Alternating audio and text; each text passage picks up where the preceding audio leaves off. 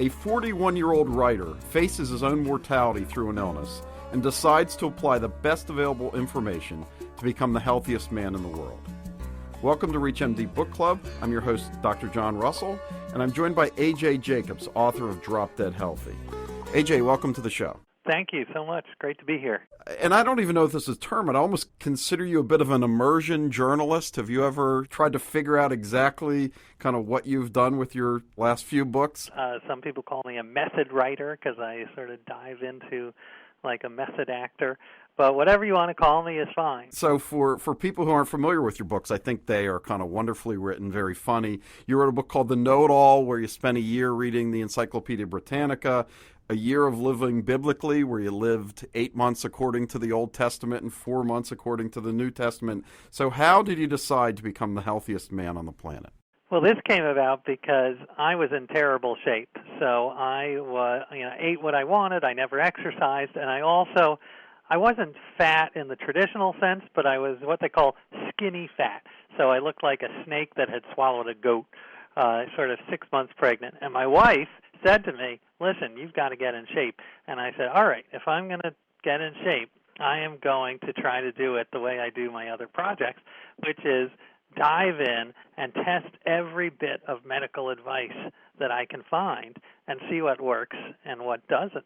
And so that's what I did, and I tried to revamp every part of my life, the exercise, diet, sleep, stress level, posture even, and my sex life, just anything that I could find. So in reading it, you stated your goals were longevity, freedom from disease and pain, and developing a sense of emotional, mental, physical well-being. Does that sound about right? That sounds very right. So what did you learn about diets? Why don't we start there? Well, diets, there's two parts. There's the quantity and the quality. So for quantity, obviously, like most Americans, I was eating way too much, and I probably still do. But there are ways to do portion control that you can train yourself. One of my favorites was chewing your food, like your mother told you, because as you know, it takes 20 minutes for the stomach to tell the brain that it's full. So the faster you eat, the more you eat. So I started chewing more. There's actually a very passionate chewing community out there that I didn't know about. They call themselves Chewdeism. So I sort of adopted Chewdeism as my movement.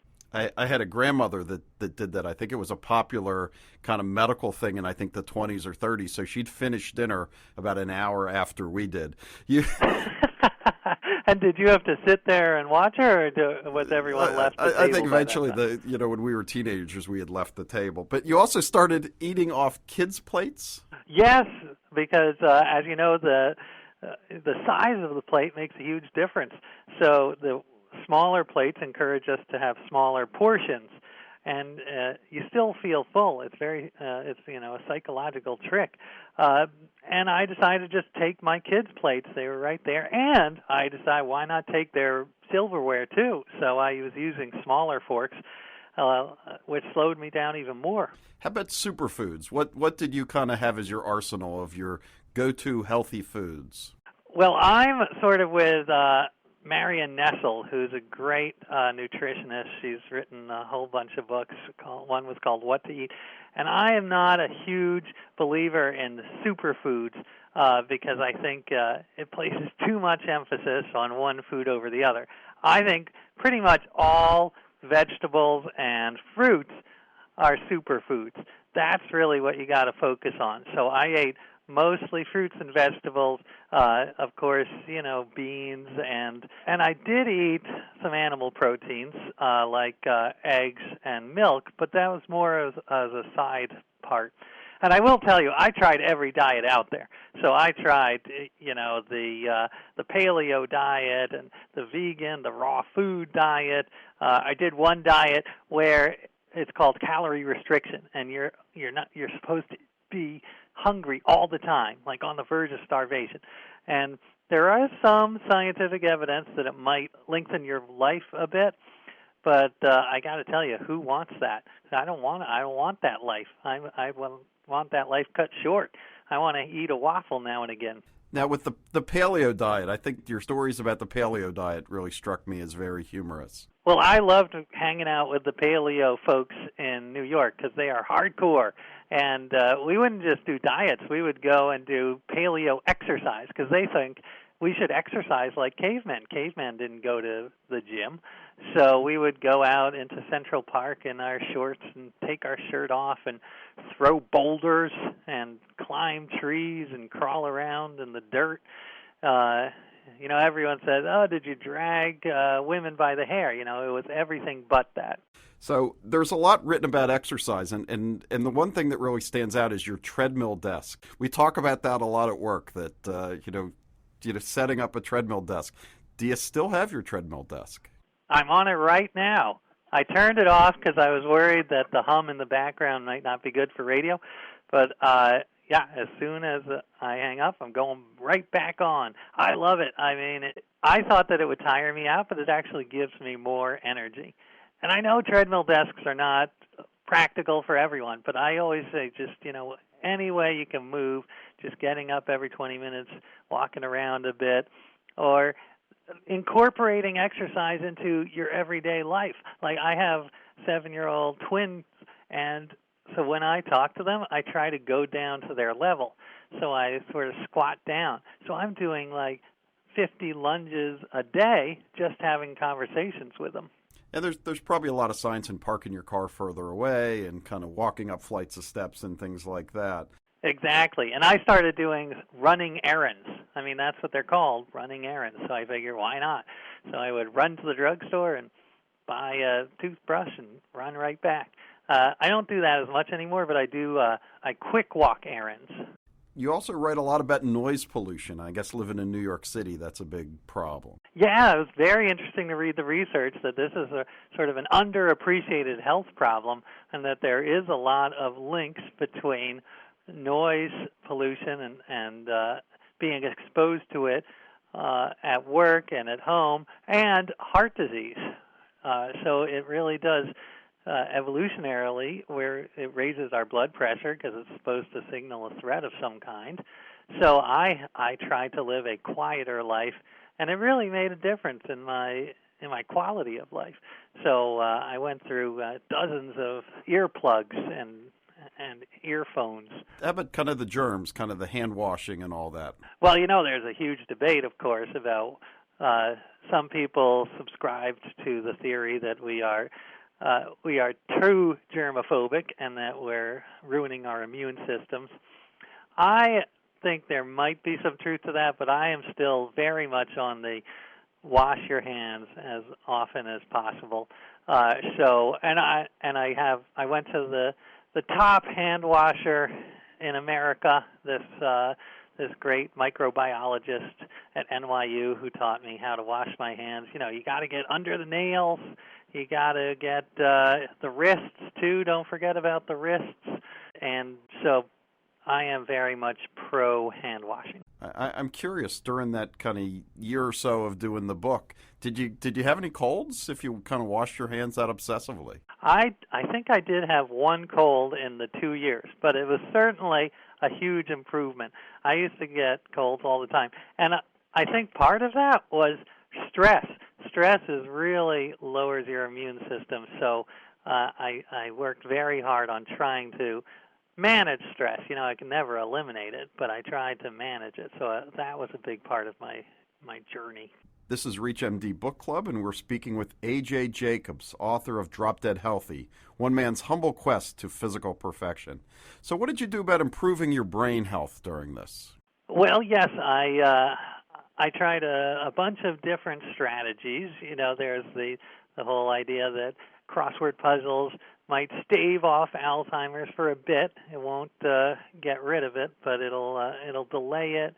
And I think that there's an argument that the brain is like a muscle, and you have to use it. So I would do things like I'd brainstorm for 15 minutes every day about whatever, just to get that muscle going. And I think that right now this whole idea of brain exercises is a little overblown. The hype has gone out of control. Like you can't totally change your intelligence, but you can do something.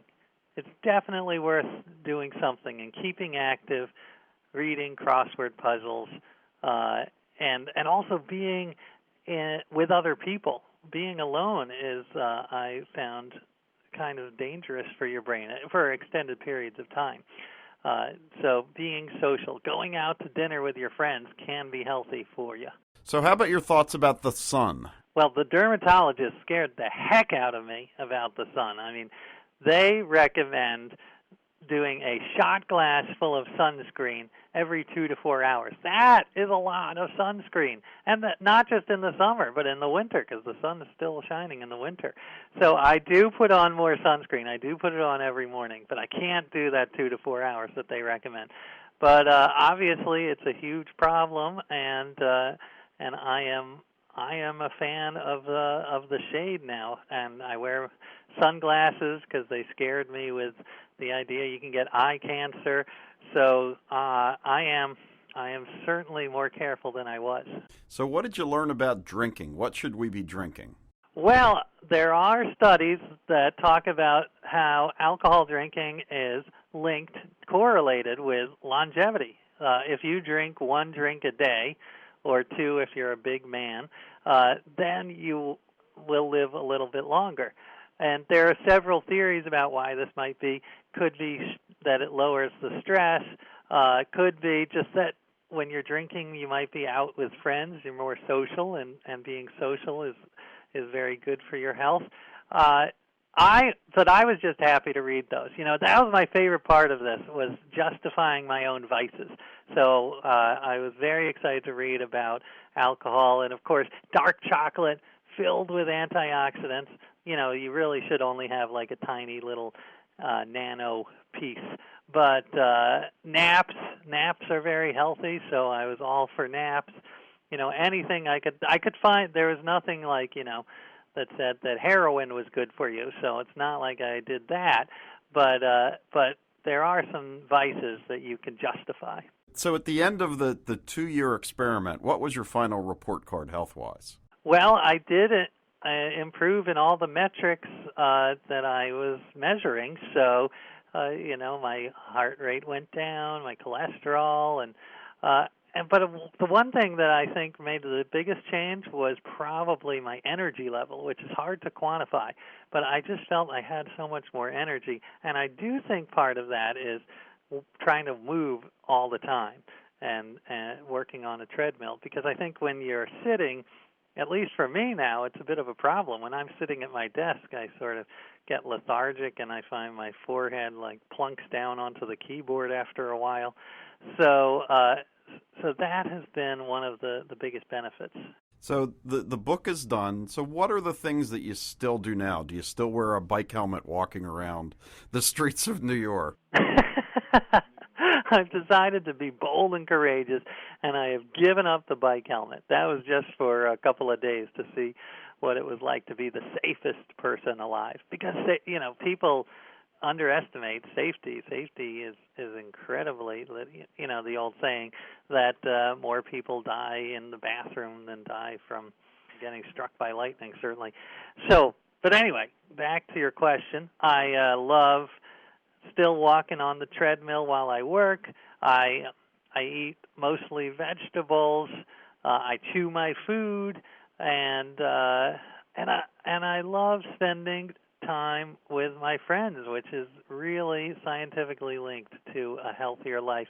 And I also don't get stressed out. One of the problems is you can become unhealthily obsessed with being healthy and just thinking all the time about what to eat, and is this asparagus, does it have any GMOs, or is it locally grown? You know, sometimes if you're so obsessed with that, you can't live your life. You can't go out to dinner with friends.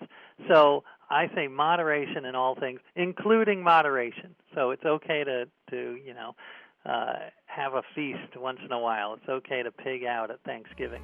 AJ, thank you so much for being on the program.